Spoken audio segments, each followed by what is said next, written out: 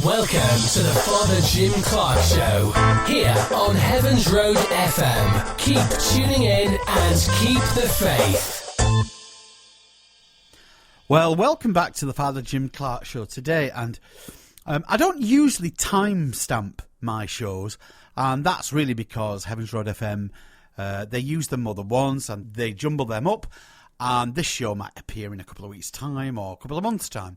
But I am going to timestamp it today, and the reason for that will become fairly obvious.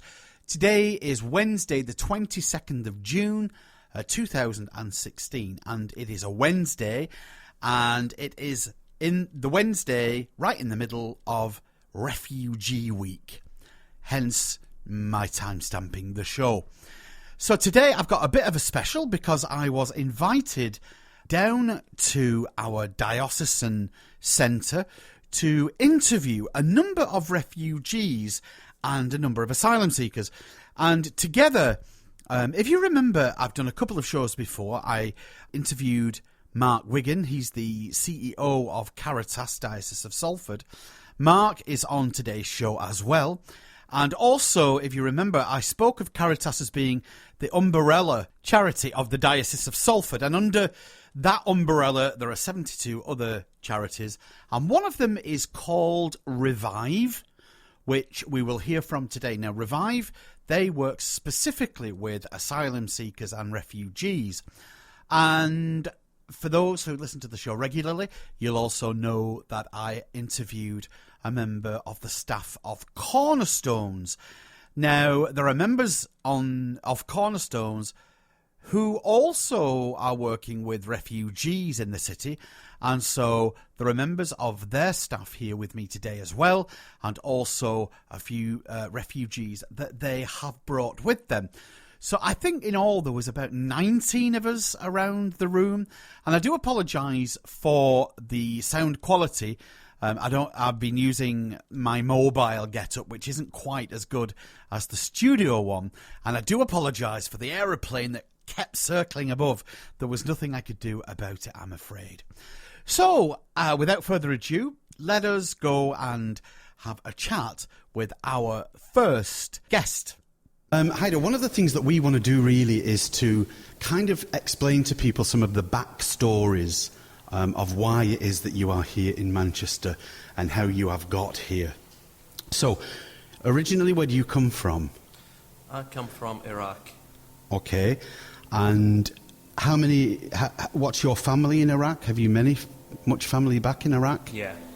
So I got my parents, brothers and sisters, and all relatives. They still back home. Okay. And you had to leave them. Did you travel on your own? No. No. Okay. How many did you travel with? I travel with my wife and my kids. Okay. And how many children? How many children? I got 2 children, 2 daughters. Okay. Big question. Okay. Yeah. Why did you decide that you had to leave your home? Because I think this is one of the big things that people here don't really understand. It's a huge decision, leaving home to go to somewhere that you don't really know much about. Why did you make that decision? Because I want to secure my family. I don't like my wife and my kids, they live without dad. Right. Yeah, so I've been targeting many times there. I'm really worried about my life there. You were targeted there? Yes. By who? Who was the... By the terrorists. Right, by terrorists. So you were... Yeah. You literally thought terrorists were going to kill you? Yes, exactly. Right. So much so that you thought, I cannot stay here, I'm going to have to go. Yes. Okay. So I have no choice to... What was your job when you were back in Iraq? Right. I got 2 jobs when I used to be in Iraq. So the main one was interpreter. Right. Arabic interpreter and translator. Right. And that's what it's caused myself in danger, because I was working with the British Army. Oh, yeah. Right, yeah. Yeah, so I was interpreter with the British Army. And afterwards, some of international security companies back home in Iraq as well. And that's because I'm involved in that job, so the terrorists try to attack me, and they attack some of my friends as well, or colleagues. Yeah. Yeah, so I spent very, very tough situation when I was there. I was really lucky because I've survived. I Right. lost many of my friends, many of my colleagues. They have been killed. So how long were you working with the British Army as an interpreter? Yes. How long? You did many years? It's about between 16 to 18 months. Right. And that was enough for you to become a target? Exactly. Okay. Because on that time, so I started work with the British Army. It is in 2005. Mm-hmm. After 2005, after a few months, the problems began to get increase and increase. Right. Until I quit the job, it was really, really tough situations there. Right. Yeah. Okay. So you said you had two jobs. What was your other job? Right. The other job, I'm artist. I'm a professional artist. I got a degree from me. Really? Yes. So the other job is artist and art teacher. Right. So I've been teaching in school, institutes, and sometimes in universities as well. Very good.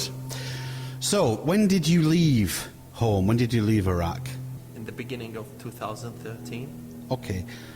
Tell us about the journey. How, in your own mind, you had to have some plan. How do I get... First of all, why the UK? Did you set off to come here specifically? Yes, specifically. Okay. And also, because there's a program, so I come according to the program. So Right. I have just one choice. I don't have another choices. So the choice is, because I've been working with the British Army, Yeah. and there's a program called the Gateway Program scheme. Right. That's for resettlement Iraqi workers with the British Army. Right. Yeah, so according to that program, I applied for visa to come to UK. Right. That's taking processes, take more than 2 years to be in. Yeah. Yeah, and then the Home Office, they accept my situation. Then I traveled from Iraq to Jordan to interview with... And how did you do that? Is that with the British Army? They provided transport, did they? No, it is not with the British Army, because on that time the British Army was... they left Iraq in 2009, I think. Yeah. So I left by... so I booked a ticket and flight. So I fly to Jordan. Right. Yeah. And so from Jordan... From Jordan, I still there about like 7 months to be Yeah. interviewed with the UNHCR process. So in Jordan, I was asylum seeker. Right. Yeah, so, interviews, many times interviews. So Yeah. I spent... Then they told me the decision that they accept me as a refugee. Right. And the country I will go to is England. Right. But I don't know where in England. So I've been surprised when they take me to Manchester. Right. Yeah. So you ended up in wonderful, wet Manchester. Yeah. That was good. Now then, I think, for our listeners at home, you've heard some of my interviews with the CEO of CARITAS, which is our umbrella diocesan charity. Now, as part of that, there is a group, a little charity called Revive, who works with asylum seekers. Now, you volunteer for them, is that right? Yes. Yeah, and your role is? Interpreter. Of course, Yeah, why not? Arabic interpreter. Yeah, that's great. So how long have you been working with them? I started in 2014. I can't remember what date I started with, but in total I've been with the Revive more than 1 year, maybe 16, 17 months. Oh, very good. And do you enjoy that work, yeah? Yeah, exactly. Also to be with the other refugees, to see some problems and stories, Yeah. and also to get experience. Yeah. Because in the UK, if I want to work, I need experience in order to be qualified. So just one last question. What's your status now? You were originally brought, or, the army said, yes, we'll help you. You are now here in Manchester after this lengthy journey via Jordan. What is your status here now? You are still... No, I got a resident permit, so Right. I'm a refugee, so a granted refugee. Yeah. So you have permanent refugee status Yes, here? yeah, indefinite leave to remain. Excellent. Thank you very much, Haider. You're very welcome. You're a good man. Thanks. So in the process of editing this, I have realised just what a nuisance that aeroplane was. It just seemed to be circling over us and there was nothing I could do about it. So I do apologise for that. Now, our next interviewee is a man called Ibrahim, and he's from the Sudan. And as part of his interview, he told me how lucky he thought he was. He and I use the word lucky in very different ways because I didn't think he's a lucky man at all. So here is some of what Ibrahim had to say. The story that you're telling, I don't think you're very lucky at all to have to flee from your own country. Yeah. When I say that one, because to get here or to go abroad, either you can go, through the sea and, see all this, the crisis happens, in the Mediterranean area. So that when I say lucky, I'm lucky for the route of, coming here. But I'm not lucky to leave my country, really. So when you left the Sudan then, you were able to fly straight to the UK? No, I came through Egypt, So you came through Egypt? Yeah, that. And how did you get to Egypt? To Egypt, you in our countries, very corruptive, You can pay money for someone to put you, hide you, and to facilitate you how to enter the airplane. This whole thing, So that's how you got here. Yeah, smuggled up. It is very difficult, You put yourself in very, they may catch me, they may retain me, something like, if they retain me, really, definitely, I will be, killed or jailed forever. It's sad, so.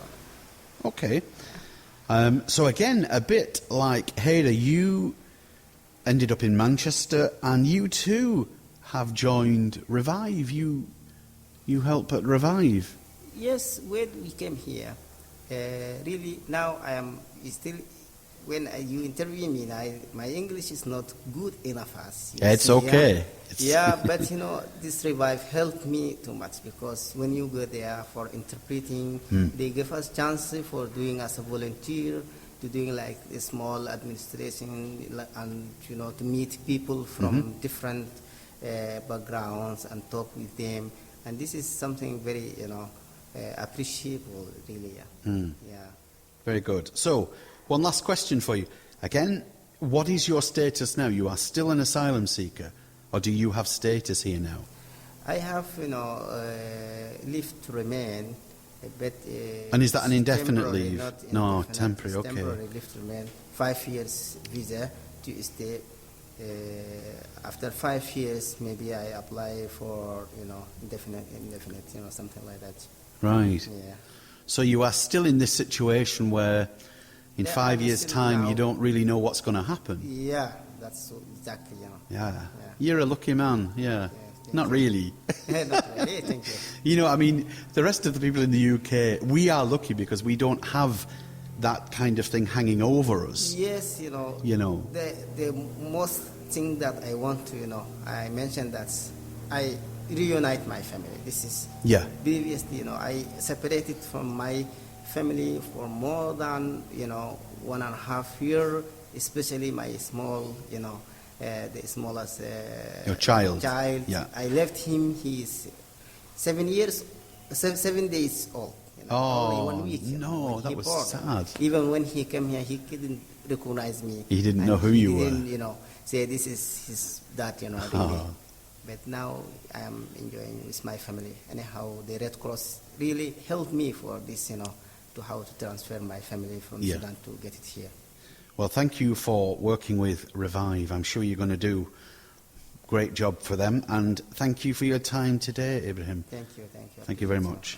Okay.